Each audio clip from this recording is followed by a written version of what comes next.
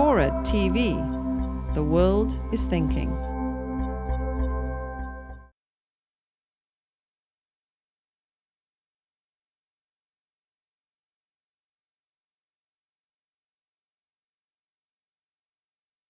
If there was one basic idea that explains, that lies behind American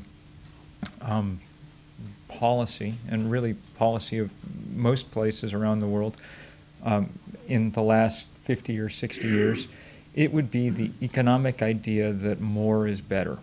That's been the sort of driving force. And we can tell it's the driving force because, you know, every president, no matter of what party, and every legislature takes economic growth as the single most important thing that they can be talking about. And every policy that we pass is justified on the grounds that it will in some way aid the increase in the size of our economies and things. It's a very powerful idea, and the only problem with it is that it no longer works very well.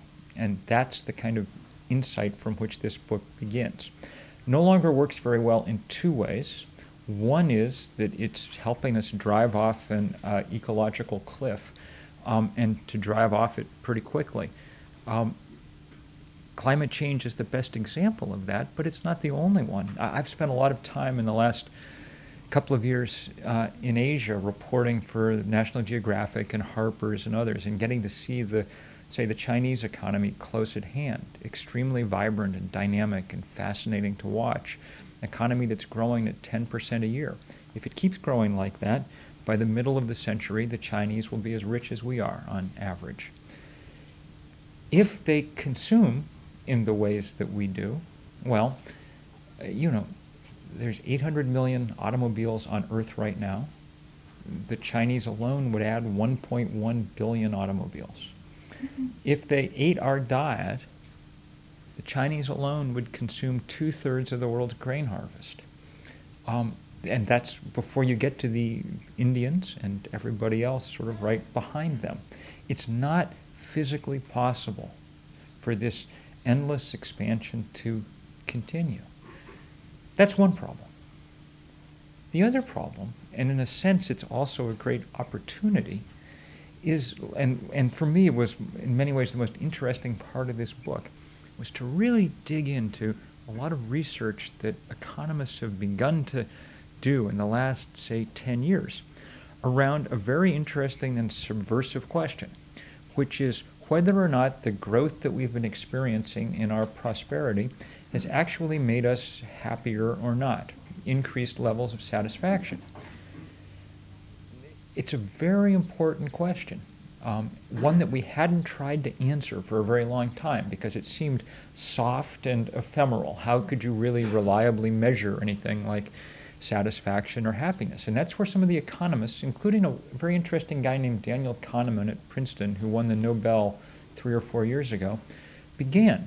They began by trying to establish whether or not people were good, whether people were reliable source of information about their own happiness or not, you know. And since they were economists, the very earliest sort of attempts to do this were quite dismal. You know, one of the early studies that they cite was one where they were taking people who were undergoing colonoscopies and every 10 seconds asking them to rate the level of discomfort that they were experiencing and trying to figure out if they were good at reporting that. And, you know, this sort of data expanded and expanded to the point where finally the real consensus emerged that yes, actually, you could take people quite at face value when you ask them questions like this. And with that in mind, people were able to go and look at the research, what data there was, and begin to discover some very odd things. I mean, one national polling group, every year since the end of World War II, has asked Americans, are you happy? And you can answer very happy, happy, not happy. The number of Americans who say that they're very happy peaks in 1956 and goes slowly but steadily downhill since. About a quarter of Americans will now say that they're very happy. That's very odd, because in that same 50-year period, the material prosperity of Americans has about tripled, okay? things that we think we know about economic life were true, then those two curves should more or less move, in something like the same direction. That they move in different directions is sort of alarming to our sense of the world. Not to mention that it sort of makes us wonder whether or not it's been an awful lot of wasted effort and wasted environmental destruction in that 50-year period to achieve very little.